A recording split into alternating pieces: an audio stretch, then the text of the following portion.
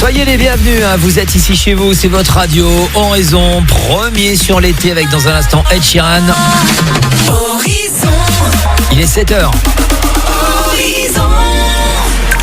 La météo avec 1, 2, 3 pare-brise. En août, pour tout remplacement de pare-brise, une carte carburant de 150 € vous est offerte. L'énergie est notre avenir. Économisons-la. Voir conditions sur place.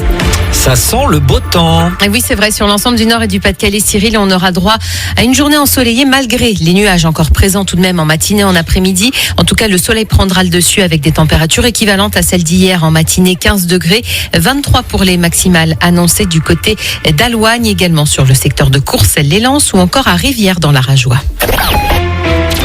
Les infections et hospitalisations dues au Covid restent stables dans le Pas-de-Calais comparé à la semaine dernière selon les derniers chiffres de l'assurance maladie.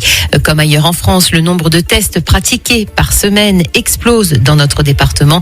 Plus de 87 000 ont été réalisés la semaine dernière. Le chiffre a presque triplé en un mois à cause bien évidemment de la mise en place du pass sanitaire. La vaccination, elle, se poursuit dans notre département. À Lens, pour aller vers la population, un Vaxibus sera installé à proximité du stade Bollaert. Ce sera ce dimanche, jour de la rencontre des 100 et or contre l'équipe de Lorient. Le Vaxibus qui sera accessible sans rendez-vous de 13h à 18h en face du McDonald's. J-8 avant la rentrée scolaire et les parents d'élèves qui récupèrent cette semaine les kits de fournitures scolaires pour leurs enfants, offerts notamment par la mairie de Lens. L'instauration d'un nouveau protocole scolaire à la rentrée dévoilé il y a quelques jours par le ministre de l'Éducation nationale était au cœur des discussions à l'école Marie Curie hier. Ce protocole prévoit un retour en classe de tous les enfants avec port du masque obligatoire et respect des gestes barrières. Et en cas de cas Covid, en maternelle et en primaire, la classe restera fermée toute une semaine. Le protocole sanitaire prévoit également une interdiction des sports de contact, ce qui fait réagir certains parents au micro de Géraud Lefebvre. Le plus qui me gêne, moi, c'est le sport. C'est quand même bien pour les enfants parce qu'ils sont toujours en classe. Donc, une après-midi par semaine en sport, je trouve que c'est dommage qu'ils les ont retirés. Ça les aide quand même à se dépenser, en plus que la récréation. Je trouve que c'est pas mal et ça peut leur intéresser pour d'autres sports. Bon, ça va, c'est pas grave. Ils se défoulent tellement dans le jardin que c'est pas grave.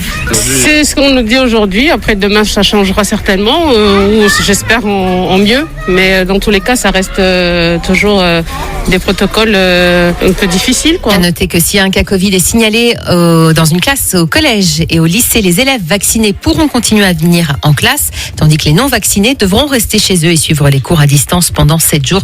On vous a mis toutes les informations à ce sujet sur notre site internet horizonradio.fr. Et le principal syndicat du primaire demande de son côté un protocole renforcé pour la rentrée. Dans le reste de l'actualité en région, un important dispositif de police déployé hier matin à Mazingarbe pour arrêter un homme armé d'un couteau. Sa compagne, légèrement blessée et sous le choc, a été transportée au centre hospitalier de Lens. Connu pour avoir des problèmes psychiatriques, le mis en cause a également été hospitalisé. Lui a succombé à ses blessures à l'hôpital de Lille. Le jeune Arageois de 20 ans est héliporté lundi après un grave accident de la route survenu à Atty entre Arras et Douai.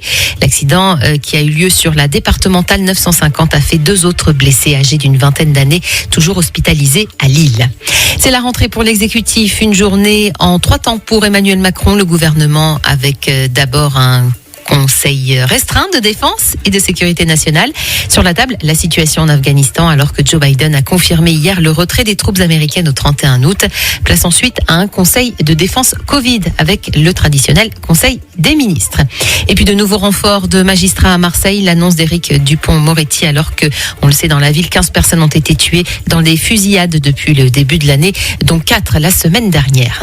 C'est un monument de la musique qui s'est éteint, le batteur des Rolling Stones, Charlie Watts, qui est décédé hier dans un hôpital de Londres. Il avait 80 ans. Ah là, monument, ce guitariste. Ah oui, les hommages pleuvent depuis hier. Et l'un des meilleurs guitaristes au monde, bien évidemment. Ed Sheeran, Batterie. Pourquoi je dis guitare ? Je ne sais pas. Grand batteur. Ed Sheeran, Bad Habits.